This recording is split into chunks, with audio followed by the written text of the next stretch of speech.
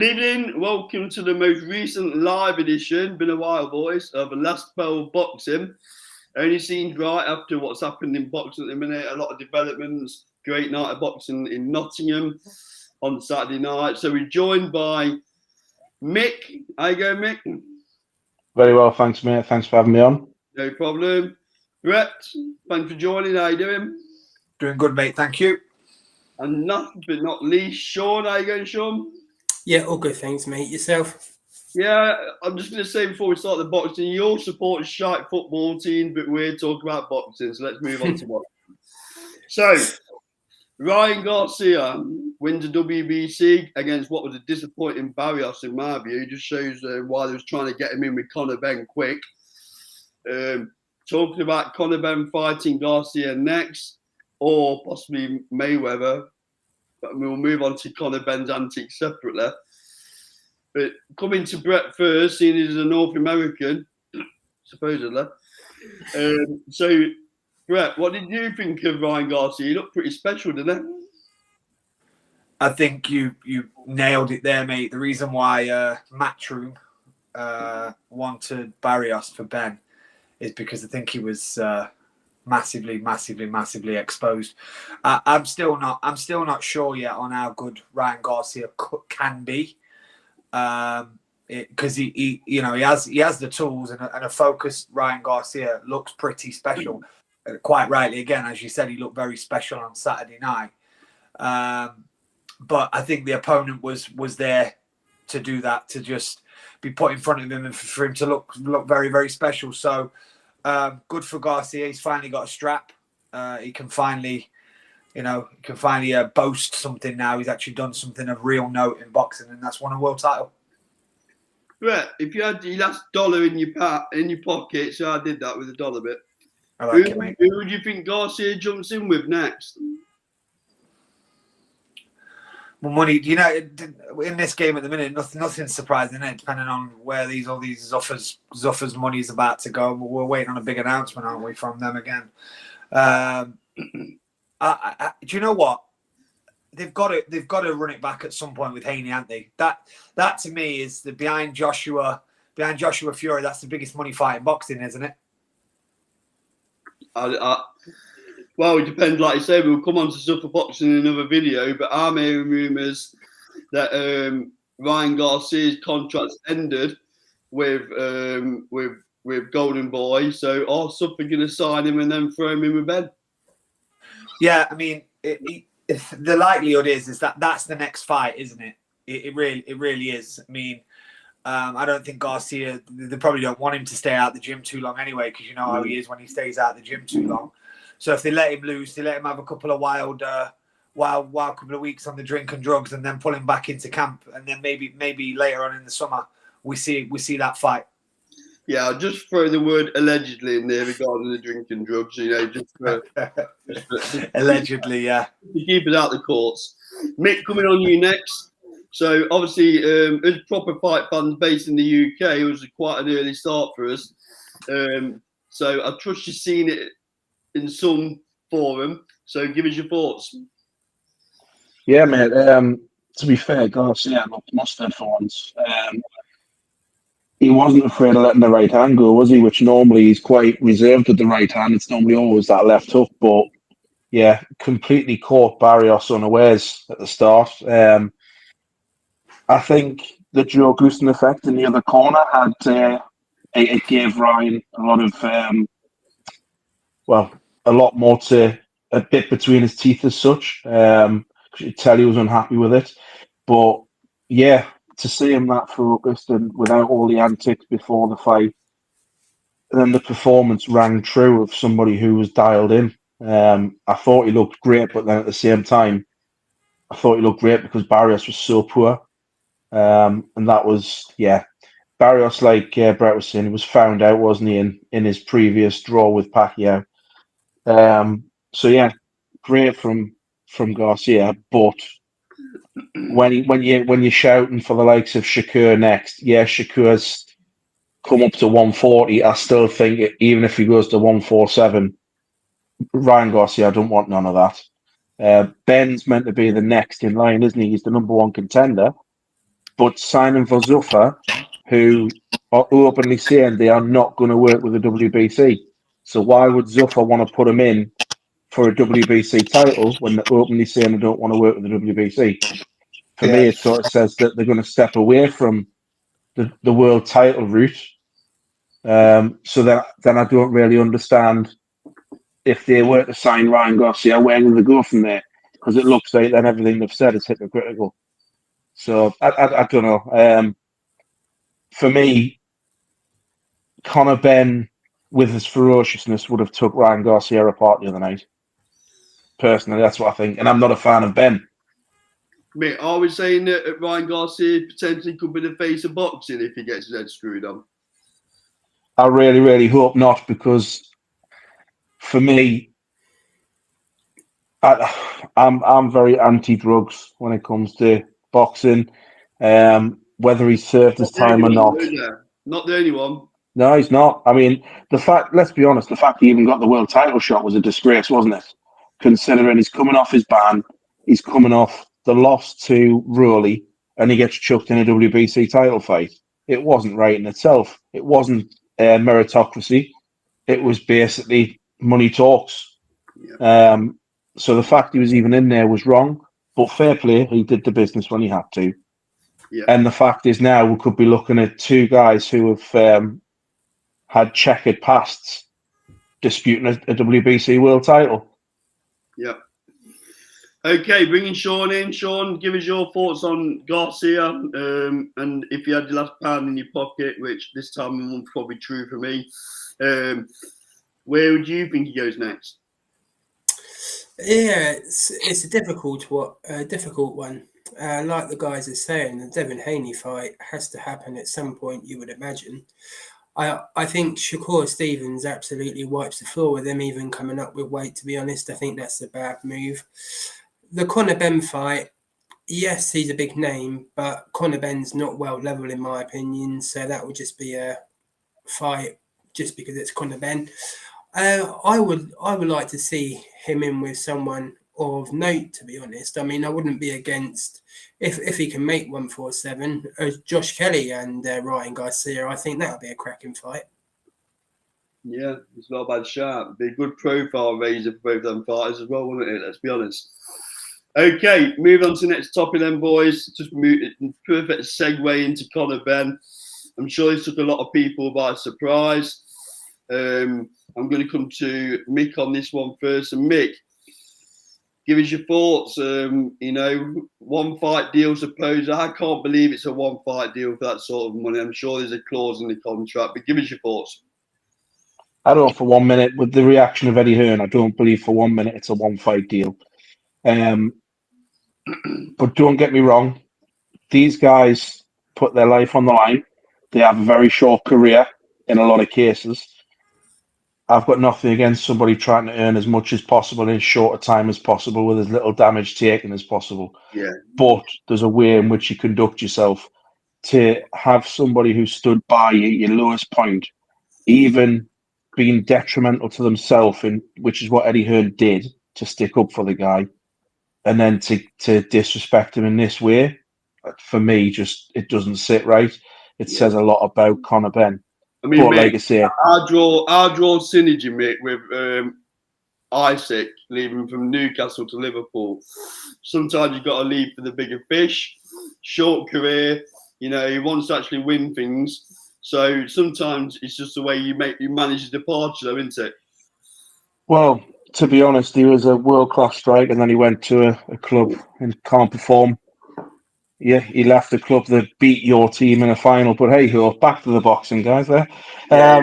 So yeah, for me, it doesn't sit right the way he's dealt with it. To not even pick the phone up to Eddie Hearn is just ridiculous. I mean, is there a potential? It is a one-fight deal, and Eddie Hearn's reacting the way he is because of what happened the last time something like this went on with Devin Haney. When Haney went to have the undisputed fight, it was meant to be a 2 or 3 fight deal and then done, and he never came back, did he?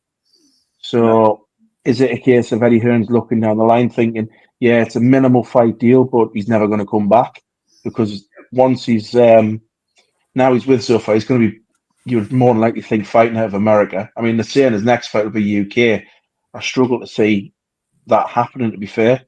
All the big names around in and around them weight divisions, apart from Josh Kelly, which could be a good domestic scrap. I don't see what would entice him back here in the near future.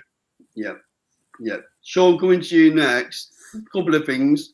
Where does it leave Matchroom stable as well? Because if you look past Anthony Joshua, where are the money men? Josh Kelly's not quite there commercially. Lewis Crocker, etc. So first, Conor Benn, where you think it leaves his career, and then Matchroom, it does leave a gap, don't it? Yeah, for Conor Benn, yeah, I'm not a fan of it either, like Mick was saying there. One thing that hasn't been mentioned too much, but I think it's an interesting subplot, and that's Tony Sims. He's obviously linked with Matchroom more than anyone, and obviously he's been training Conor Benn the whole career. I mean, I'm sure he's got a great relationship with Eddie. I know he has, in fact, but I can't see him training Conor Benn for this fight or going with Zafar, unfortunately. So it'd be interesting to see what happens there. Again, that's just a subplot of what's happened. I mean, not to have the decency to phone Eddie if that's the case. I mean, that's just a bad move. I did find it interesting, however, some of the things Frank Smith said, where he's always on the face of it, been quite paddy with Conor Benn and sort of acting like they're the best of mates. Then all of a sudden he's done the complete 360. So I did find that interesting. Yeah. As for Matchroom, I actually think it's a good thing for them, to be honest. Maybe it's a kick up the backside they need. They've recently acquired 2 world champions in Josh Kelly and Dalton Smith.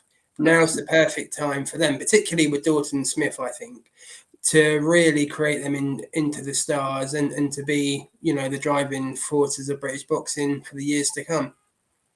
Interesting. So, Brett, coming to you, just obviously the Conor Benn question, but an additional one. Have they took a massive gamble here regarding a boxer who's not even won a Southern Area title? It's the fairy tale of the last name, isn't it? And we've all bought in. Look, I wouldn't say I did, didn't I? Like Mick gave me like dog's abuse for it. I defended Conor Benn in saying that I never thought the story really matched up as to whether the way this stuff was in his system, and for me, I suppose promoters are supposed to do this, but it was the way that Eddie continued to back him. And how much he put him, like he could have got rid of him as a fighter. It would have been way easier for the slander that he took. I'm like, Eddie must be innocent the way Eddie's doing this. Like, because at that stage, like you said, mate, like he's made no money at this stage. He's made zero money at this stage. All they're doing is, they're seeing him cry in the office and they're backing him 100%. So for me, of course, there's no loyalty. They keep saying the thing, don't they? If you want loyalty, buy a dog. Like they keep trotting that one out. But the way it's gone down and the way that the media's now got a hold of it, and even Benn's actions out in America, yeah, me and Eddie, we're mates, yeah. It just leaves a bad taste. I do get what Mick's saying. At the end of the day, get in, get paid, get out with all your faculties in place. But it's just, he's got to be a bit of a dog of a human being to be able to do it the way he's done it. And if you listen to Eddie, of course, he's taking his moment, Eddie, to get the public back on side a little bit, by the way. Let's not forget about that. He's getting the public back on side. If you listen to Eddie, he said we could have got close to the offer, but he didn't want to entertain a phone call. That to me is very, very strange. And I think, when we was all going, what's he on? What's he in the ring for? When all those legends were in the ring about 2 weeks ago.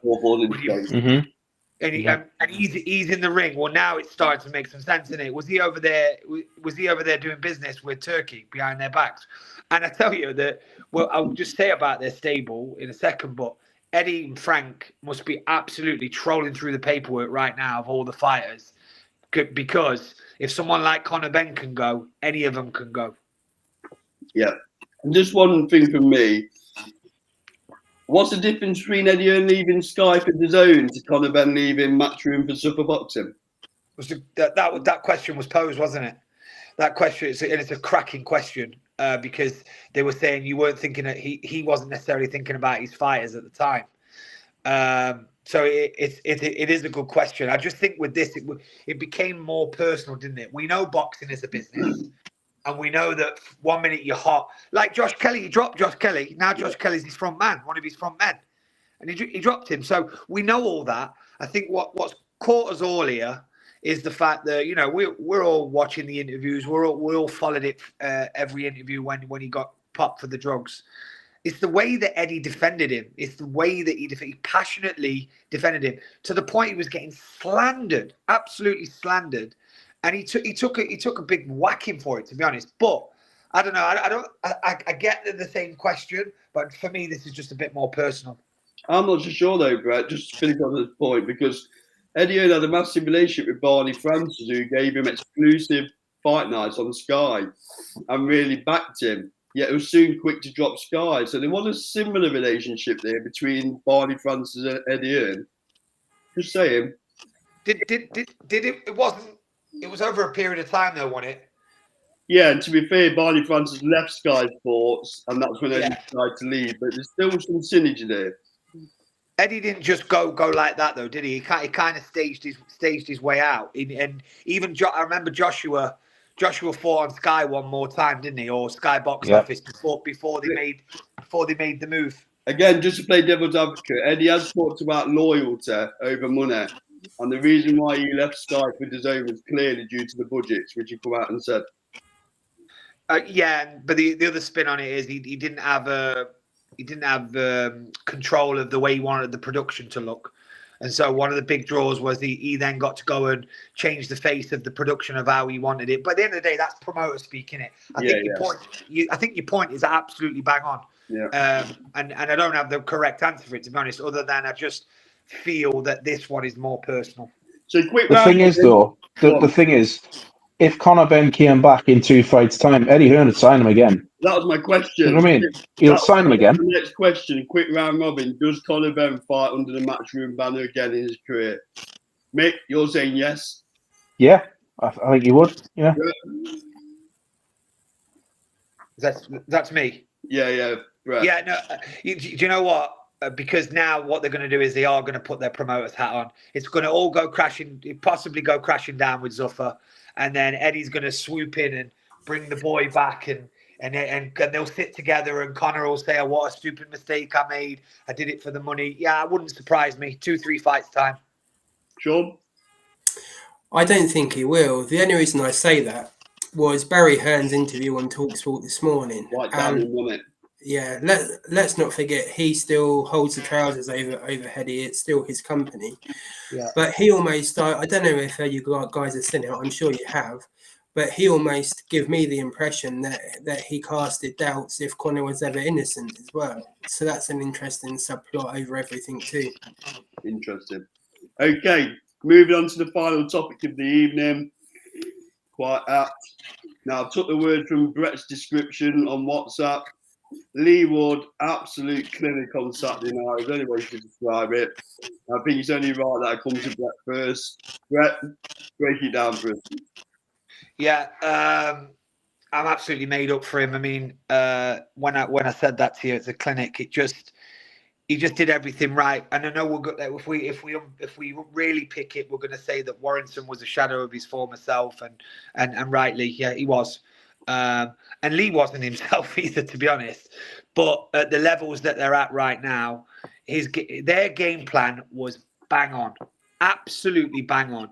And I'm taking abuse, obviously, being a Leigh Wood fan, saying it was a boring fight. It wasn't boring for me, and I don't think it was boring for his fan base, because we wanted him to get out of that ring with a victory by any means necessary. And it just so happens he gave him an absolute boxing lesson. Where's he go next, Brett? Or does he retire? You know what? I thought he was going to get the mic and go, "I love you all. Thanks for everything." But they're advised now. I mean, even Warrington, when he put his gloves on the side of the ring, they're advised now not to do anything on emotion, aren't they? Yeah. But I think maybe in the next couple of weeks, when he comes back off a nice vacation, there'll be a press conference. Holiday. Yeah. There'll be a holiday. Yeah. There'll be a there'll be a press conference at the arena or even at the City Ground of him saying he's done.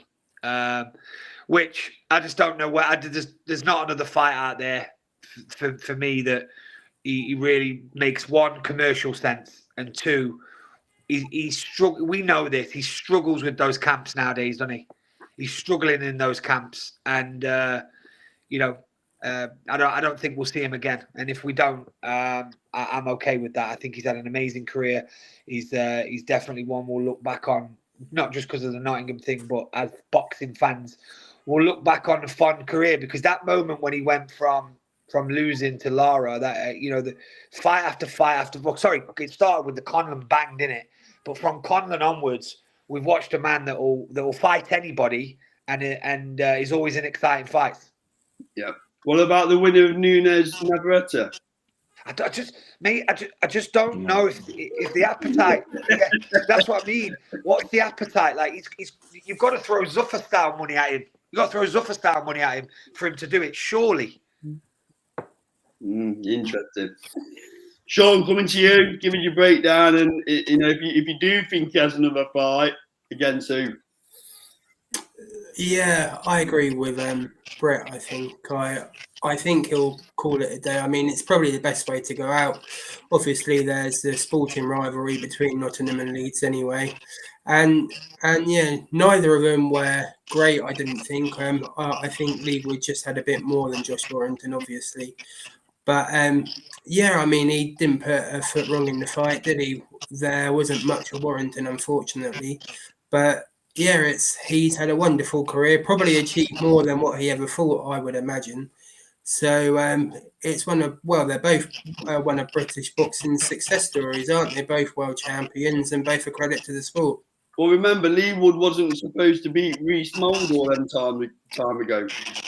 So what? Yeah, I mean, just one fight that may potentially tempt him, and that is the Jazza Dickens and Kakache winner. I know he obviously lost to Kakache previously, but would he want another go at that, especially if it's in Nottingham, one big last hurrah maybe? Who knows? Who knows? Mick, coming to you, give us your thoughts on whether you think he carried on. I severely hope he doesn't. I mean, there's only one thing that I would want to see him fight again for, and it would be to have the City Ground fight. But again, I'd be hoping for a bit of a knockover at City Ground to see him go out on a win still. Other than that, hang it up. Again, he's overachieved massively in his career for me. He was never expected to get to where he's got to. And likewise with Warrington. Warrington was never expected to beat Selby, never expected to beat Frampton. Both have overachieved. It's just a shame that we've got to have a loser in the situation, because Warrington doesn't deserve to go out like that. But this is the sport. For me, Leigh just needs to hang it up now, go out on a high. And like Sean just said, it's that rivalry there that creates that atmosphere. Nottingham Forest, Leeds United, you know what I mean? It just adds to it. You've sealed the deal now. You've done the double. Call it a day. Okay, that's a great point to end the show. Brett, thank you very much for your time, young man. Appreciate it. Sean, thank you for your time. And Mick, as ever, thank you for your time. Thank you. Whenever Leigh Wood at the start, we always play out with a certain tune, so we can play the tune. This has been Last Ball Boxing, twice sponsored by Sean Building Services and SC Travel. We'll see you on the next show.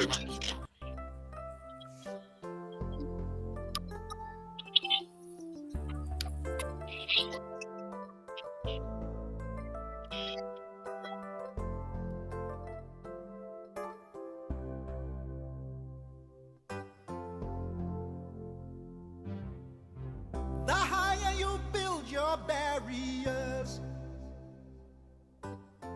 the taller I become. The farther you take my rights away, the faster I will run. You can deny me, you can decide to turn your face away. No matter, 'cause there's something inside so strong.